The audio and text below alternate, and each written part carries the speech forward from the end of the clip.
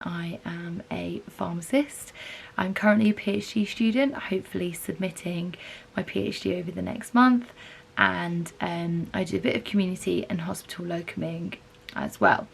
I have been qualified for 6 years. I graduated from the University of College London and I'm currently doing my PhD at the University of Nottingham.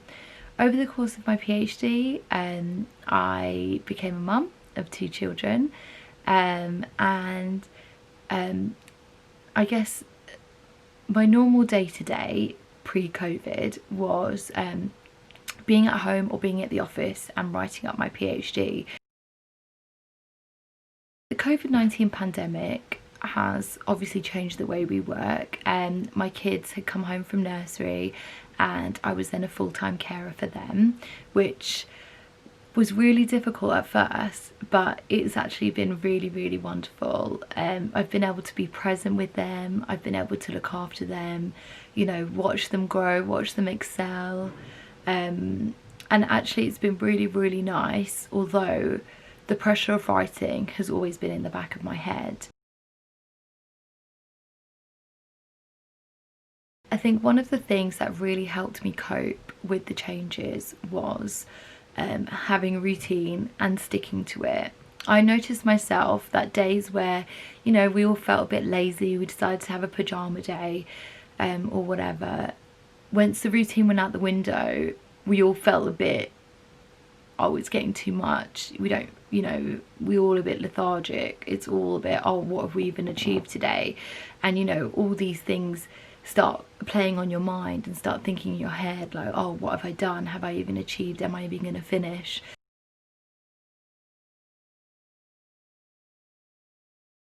Setting tiny tasks for the day, you know, be it changing a font or reading a section or writing 500 words, I would try and keep the tasks really minimal and really small so that over the week they would accumulate, and at the end I'd feel, actually, I have done a substantial amount of work.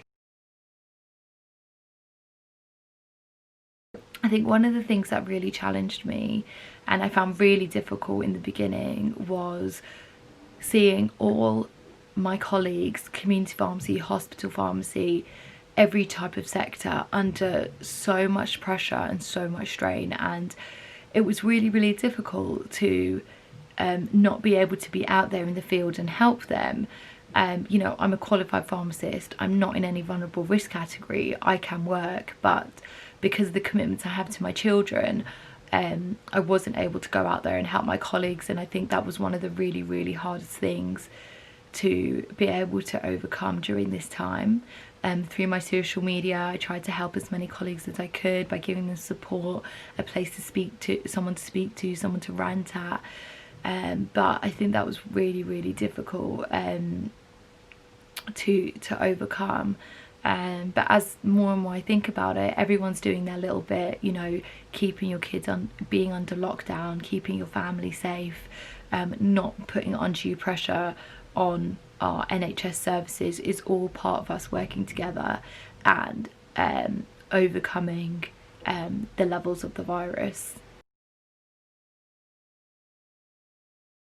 One of my strengths, I think, was being able to prioritise and manage time more efficiently.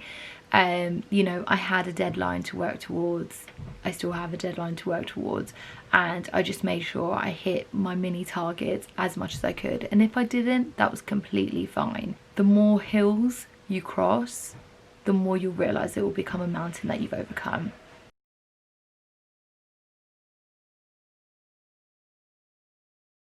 I guess some advice I would give for someone suffering from with mental health issues right now is, first and foremost, you are not alone. We are a community of pharmacists, we all have each other.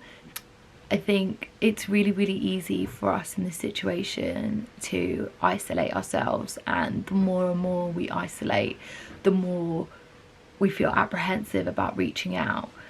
But I guess that is the time to reach out and, you know, talk to someone. It doesn't have to, it can be anyone, and one of the best places for this kind of support is pharmacist support, because they understand our situation, they understand the pressures that are happening, and they have the tools to help us get through. Being able to go for a walk, being in the sunlight. I know in England we don't get much, but you know, just being outside and taking in the fresh air and being out of our home environment, I felt for myself really helped, and helped me get out of that headspace if I was in a negative headspace.